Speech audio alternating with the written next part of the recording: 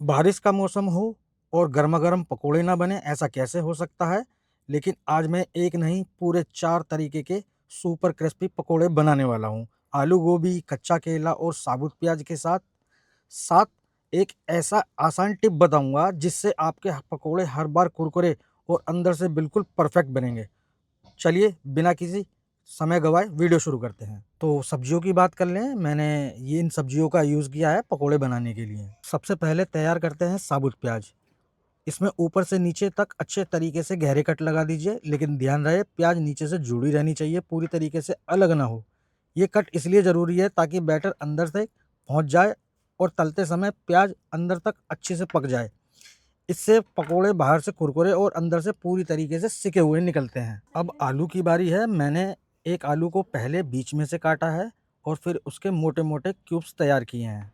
आप चाहें तो आलू को अपनी पसंद की किसी भी शेप में काट सकते हैं, लंबे, पतले, चौकोर।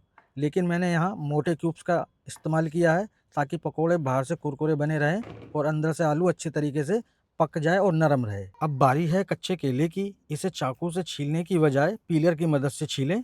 इससे केला खराब होने की संभावना कम रहती है। छीलते समय आप अपनी पसंद से मोटे छोटे जैसे भी आप शेप चाहते हैं उसे काटिए और तुरंत पानी में डाल दीजिए, क्योंकि कच्चा केला हवा के संपर्क में आते ही जल्दी काला पड़ना लगता है। अब एक बाउल ले लीजिए और सारी कटी हुई सब्जियां इसमें ट्रांसफ़र कर दीजिए। अब इन्हीं सभी सब्जियों में हम कुछ मसाले डालकर एक स्वादिष्ट मैरिनेशन तैयार करेंगे ताकि हर सब्जी के अंदर तक मसालों का बेहतरीन स्वाद पहुंच सके। अब इन सब्जियों में एक-एक करके मसाले डाल लेते हैं। काली मिर्च पाउडर, कश्मीरी लाल मिर्च पाउडर, थोड़ा-सा हल्दी पाउडर, चाट मसाला, स्वाद अनुसार नमक और आखिरी में करीबन 1.5 चम्मच चावल का आटा डालकर अब इन्हें सभी चीज़ों को अच्छी तरीके से मिक्स कर लीजिए। अब देखिए सारी सब्जियों पर मसालों की बढ़िया सी कोटिंग हो चुकी है।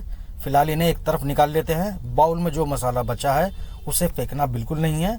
इसी मसाले का साबुत प्याज में कोटिंग करेंगे, हम बीच बीच में अच्छी तरीके से भरेंगे और अंदर तक मसालों का स्वाद पहुंचाएंगे और पकौड़े भी ज़्यादा स्वादिष्ट बनेंगे।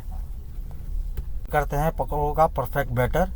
इसके लिए मैंने कुल मिलाकर 250 ग्राम बेसन का और 125 ग्राम चावल के आटे का इस्तेमाल किया है। चावल का आटा पकौड़ों को बेहतर कुरकुरापन देता है। के साथ ऐड करेंगे इसमें स्वाद अनुसार नमक। अब इसमें 1 चम्मच अरारोट पाउडर, जिससे और एक्स्ट्रा क्रंच आएगा। इसके बाद आधा चम्मच अजवाइन डाल दीजिए, जो स्वाद के साथ साथ बेहतरीन खुशबू भी देती है।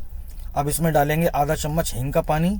मैंने स्ट्रॉन्ग हींग का इस्तेमाल किया है, आप अपने अनुसार इस्तेमाल कर सकते हैं कोई भी हींग। फिर थोड़ी ही सी कस्तूरी मेथी डालकर सबसे पहले इन सारी चीज़ों को सूखा ही मिला लीजिए। अब इसमें 125 ml पानी का इस्तेमाल कर रहा हूँ, लेकिन इसके साथ साथ नहीं डालूँगा। पानी को थोड़ा थोड़ा करके ही 2 बार में डालेंगे और ज़रूरत के हिसाब से पानी और एडजस्ट कर लेंगे कंसिस्टेंसी के हिसाब से। हर बार बैटर को अच्छी तरीके से फेंटते रहें। ऐसा करने से बैटर बिल्कुल भी गांठें नहीं पड़ेंगी और एकदम स्मूथ बैटर तैयार होगा। याद रखिए, बैटर में लम्प्स रहे तो पकोड़े का टेक्सचर उतना अच्छा नहीं आएगा। मैंने इस बैटर में लगभग 200 ml पानी का इस्तेमाल किया है, लेकिन पानी की मात्रा अपने बेसन के हिसाब से थोड़ा कम या ज़्यादा भी हो सकता है। पानी थोड़ा थोड़ा डालते हुए बैटर को लगातार फेंटते रहेंगे। जब बैटर इस कंडीशन पर स्मूथ कोटिंग वाला कंसिस्टेंसी पर आ जाए तब पानी डालना बंद कर दीजिए। यही परफेक्ट बैटर है, आपके पकौड़ों के लिए बढ़िया कोटिंग और शानदार टेक्सचर देगा। अब इसमें ऐड करेंगे थोड़ा सा बेकिंग पाउडर और इससे पकोड़े और भी हल्के, नरम और फूले फूले बनते हैं। बेकिंग पाउडर डालने के बाद बैटर को एक बार अच्छी तरीके से मिला लें और फिर इसे 5 से 10 मिनट के लिए ढक कर रख दें। इतने समय में बेकिंग पाउडर अपना काम करना शुरू कर देगा और बैटर तलने के लिए बिल्कुल तैयार हो जाएगा। इस कंसिस्टेंसी तक अपने बैटर को हमें रखना है। आप देख सकते हैं, ना ज़्यादा गाढ़ा है ना ज़्यादा पतला है। अब एक छोटा सा ऑप्शनल स्टेप, अगर आपको ज़्यादा कुरकुरे पकोड़े पसंद हैं तो सब्जियों पर थोड़ा थोड़ा अरारोट पाउडर अच्छी तरीके से मिला लें। इससे एक हल्की एक्स्ट्रा कोटिंग बन जाएगी, जो तलने के बाद पकोड़ों को और भी शानदार क्रंच देगी।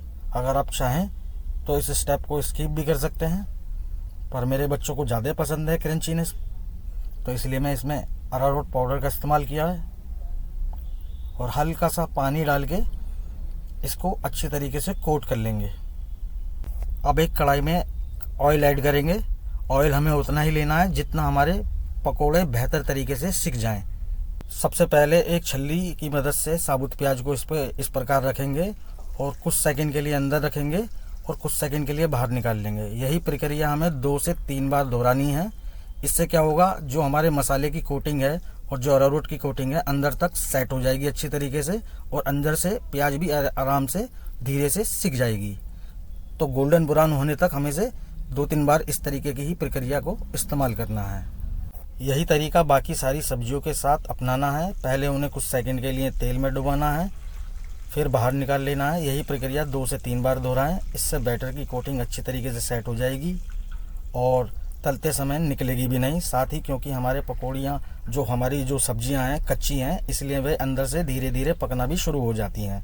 इसके बाद सभी पकोड़ों को आराम से गोल्डन ब्राउन होने तक कुरकुरा कर लें। इस छोटे से स्टेप से पकोड़ों का क्रंच भी बेहतरीन आता है और अंदर तक बढ़िया तरीके से सिक भी जाते हैं।